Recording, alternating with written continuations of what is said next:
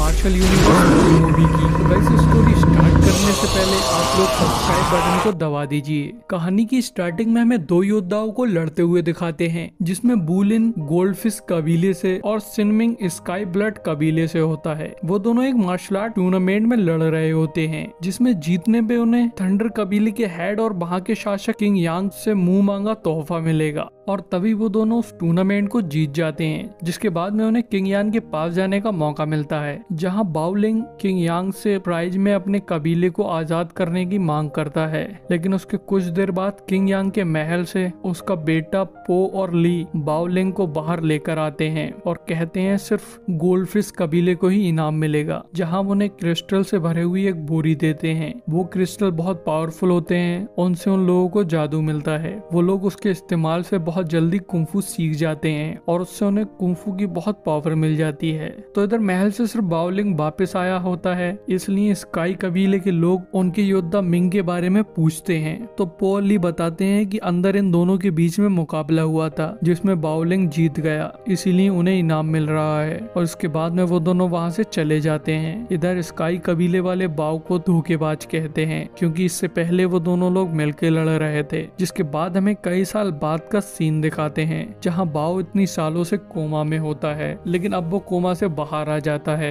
तो उसकी बेटी लिंग फेंग अपने भाई लिंग डोंग को बुलाने जाती है, जहां रास्ते में उसकी टक्कर थंडर कबीले के पो से हो जाती है। वैसे तो वो लोग बहुत बुरे होते हैं, लेकिन पो फेंग से कुछ नहीं कहता है और फेंग लिंग डोंग को बुला के ले आती है। वो दोनों देखते हैं कबीले के लोगों ने उनके पिता को पकड़ लिया होता है, जिसमें डोंग के अंकल भी होते हैं। वो लोग बाओ से कह रहे होते हैं कि तुमने उस रात ऐसा क्या किया था जिससे हमें आजादी नहीं मिली, सिर्फ जरा से क्रिस्टल ही मिले थे। तो डोंग कहता है अभी वो सही से होश में नहीं आ पाए हैं और आप उन्हें इस तरह से परेशान कर रहे हैं, उन्हें छोड़ दीजिए। लेकिन वो लोग उसकी बात को नहीं मानते हैं। तभी वहाँ पर डोंग के ग्रैंडफादर और उस कबीले के हेड आ जाते हैं। वो उन लोगों से बाओ को छुड़वाते हैं और बाओ से उस रात के बारे में पूछते हैं, लेकिन बाओ सिर्फ कोमा से बाहर आया होता है। बाकी अभी उसका दिमाग काम नहीं कर रहा होता है, उसकी दिमाग की हालत ठीक नहीं होती है। तो वो सारे लोग वहाँ से चले जाते हैं और इसके बाद में उस टूर्नामेंट की फिर से अनाउंसमेंट कर दी जाती है, जो कि अब से कुछ दिन बाद होने वाला था। उसके बाद में हमें डोंग को अपने पिता और बहन के साथ में जंगल में दिखाते हैं, जहाँ वो कुंफू की प्रैक्टिस कर रहा होता है। कुंफू बिल्कुल नीचे लेवल की होती है।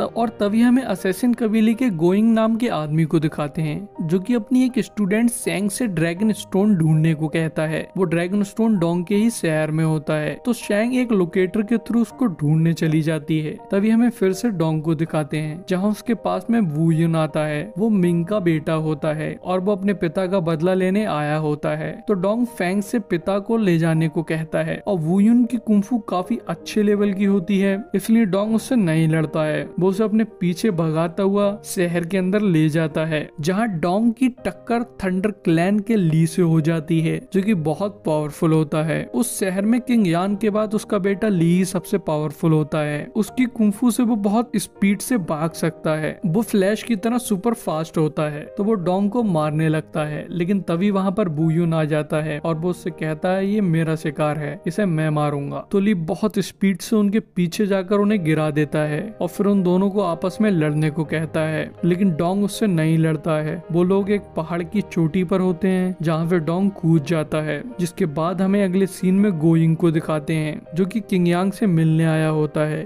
गोइंग ही किंग यांग से उसके वो पत्थर खरीदता है और तभी हमें फेंग को दिखाते हैं, जो कि वू युन को अपने भाई की मौत का जिम्मेदार मांगती है। और वो लोग उसकी लाश को ढूंढने के लिए पहाड़ की चोटी के नीचे जाते हैं, जहाँ पर सेंग भी ड्रैगन स्टोन को ढूंढते हुए पहुंच जाती है। और तभी हमें डोंग को दिखाते हैं, जो कि पहाड़ी से कूदने पर पानी में गिरा था और वहीं पानी में ड्रैगन स्टोन भी था, जो कि अब उसकी बॉडी में चला गया होता है और उसके हाथ पर उससे एक निशान बन जाता है, जिससे वो अचानक से 9th लेवल का कुंफू योद्धा बन जाता है। फिर शेंग अपने मास्टर को ये बात बताती है और कहती है कि हम उसे मारकर उसकी बॉडी से ड्रैगन स्टोन को निकाल लें। तो गोइंग बताता है वो ऐसा नहीं कर सकते हैं। जब तक डोंग ड्रैगन स्टोन को खुद ही अपनी बॉडी से बाहर नहीं निकालेगा, तब तक ड्रैगन स्टोन बाहर नहीं आ सकता है। उसके बाद में हमें फेंग को दिखाते हैं, जो कि वू युन पे गुस्सा हो रही होती है, जिससे उसकी पूरी बॉडी ठंडी पड़ने लगती है और उसके आसपास भी ठंड बढ़ जाती है। लेकिन तभी वहाँ पर डोंग आ जाता है और वो अपनी बहन को संभाल लेता है। जिसके बाद अगले सुबह वो लोग अपने कबीले में जाते हैं, जहाँ ये बात चल रही रही होती है कि इस बार टूर्नामेंट में उनके कबीले से पार्ट कौन लेगा। तो उस टूर्नामेंट में डोंग के अंकल लड़ने को कह रहे होते हैं, लेकिन तभी वहाँ पर डोंग पहुँच जाता है और वो अपने कुंफू का एक नमूना दिखाता है, जिससे डोंग के अंकल की हालत खराब हो जाती है। तो उसके ग्रैंडफादर उसी से टूर्नामेंट लड़ने को कहते हैं। हालांकि वो किसी को भी अपने हाथ के निशान के बारे में नहीं बताता है। और तभी हमें ली और पोगो दिखाते हैं, जहाँ उन्हें डोंग के बारे में पता लग गया होता है, लेकिन ली कह रहा होता है कि उसके पिता किंग यांग के अलावा उसे कोई भी नहीं हरा सकता है। और इधर वू यांग डोंग के पास आता है,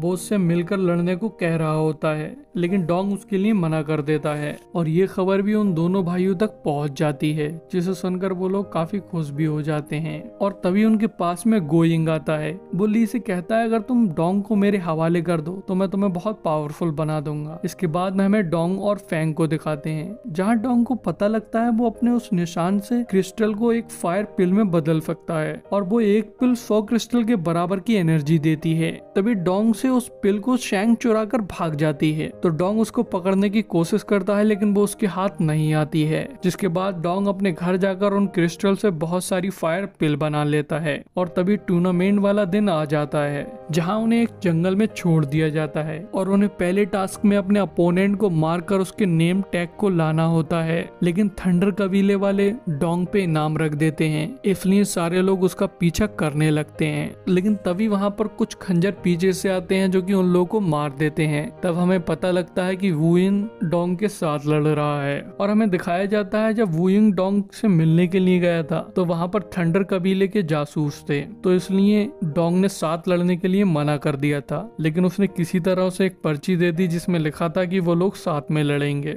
और फिर उसकी मदद करने के लिए वहाँ शैंग भी आ जाती है, क्योंकि जब फायर पिल लेकर वो भाग रही थी तब डोंग ने उसे पकड़ लिया था और बदले में उसकी मदद मांगी थी। तो वो तीनों मिलकर उन सारे लोगों को मार देते हैं और उनके नेम टैग ले लेते हैं। इधर हमें ली को दिखाते हैं, जिसके पास में ये खबर पहुंच जाती है कि वो तीनों लोग मिलकर लड़ रहे हैं, लेकिन वो कुछ कर पाता उससे पहले वहाँ पर फायर हेड चीता आ जाता है, जो कि बहुत पावरफुल होता है। तो ली वहाँ से भाग जाता है, जिसके बाद में वो फायर हेड चीता उन तीनों के पास में पहुंच जाता है, लेकिन उनके पास में इतनी पावर नहीं होती है कि वो उसे हरा पाए। तो इसलिए डोंग उन फायर पिल को यूज कर लेता है, जिससे उसकी पावर बहुत बढ़ जाती है और वो एक ही पंच में उस चीता को हरा देता है। हालांकि वो पिल उसने ली से लड़ने के लिए रखी थी, लेकिन इस टाइम उसे जरूरत थी इसलिए उसने यूज कर ली होती है। और तभी वो फायर हेड चीता एक बड़े से क्रिस्टल में बदल जाता है, जिसके अंदर उसकी सारी पावर होती है। तभी उन लोगों के पास में वहाँ एक फायर हेड चीते का बच्चा आता है, जिसे फैंग अपने साथ ले जाती है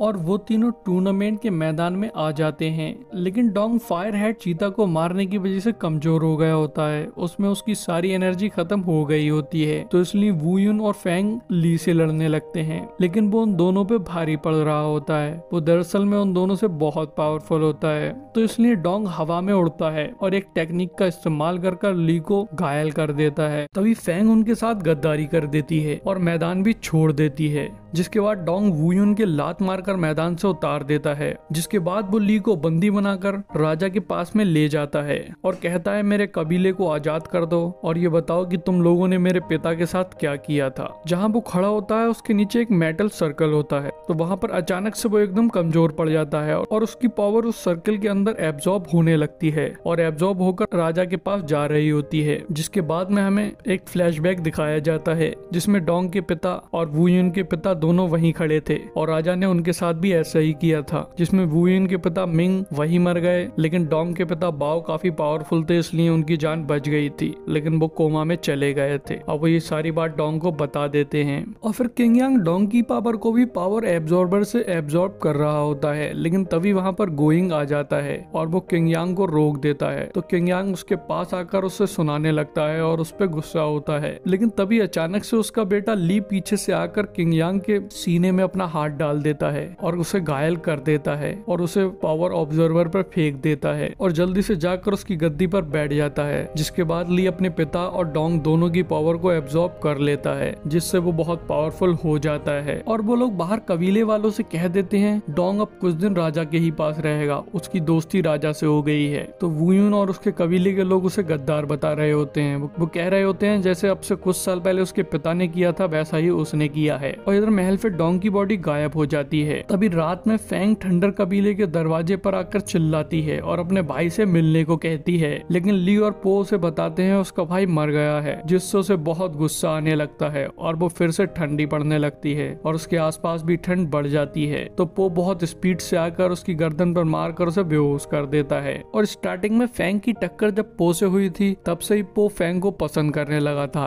इसलिए वो उससे शादी करने को कहता है और ली भी इस बात के लिए मान जाता है। तभी हमें डोंग को दिखाते हैं जो कि एक अलग ही दुनिया में होता है और जहाँ उसका सामना एक बहुत बड़ी लोमड़ी से होता है जो कि उसे बहुत सारी पावर देती है और वापस उसी की दुनिया में भेज देती है। और हमें इधर वुयान को दिखाते हैं जो कि शेंग के पास आया होता है और तभी वहीं पर डोंग भी आ जाता है। वो शेंग से पूछता है तुमने मुझे वहाँ जाने से रोकने के लिए, तो वो हाँ कर देती है। तभी डोंग अपने हाथ के निशान से शेंग के माथे से एक पिन निकालता है जिसकी वजह से वो गोइंग के कब्जे में थी। तभी वो लोग डोंग के ग्रैंडफादर के पास जाते हैं जहाँ जाकर डोंग उन्हें सारी बात समझाता है और वो उन लोगों से माइंड के थ्रू जाकर पावर एब्जॉर्बर के मेन सोर्स को तबाह करने को कहता है और शेंग को भी उन्हीं के साथ भेज देता है। उसके बाद में वुयुन और डोंग थंडर कबीले के महल में जाने लगते हैं और इधर ली ने फैंग की शादी पो से करा दी होती है, लेकिन वो अचानक से फैंग की पावर एब्जॉर्बर के थ्रू एब्जॉर्ब करने लगता है। तो पो उसे रोकने को कहता है और कहता है आप क्या कर रहे हो। तो वो उससे कहता है ये लड़की स्नो सोल के साथ जन्मी है, इसकी पावर एब्जॉर्ब कर मैं बहुत पावरफुल बन जाऊंगा। और तभी वो उसे मारने की कोशिश करता है, लेकिन पो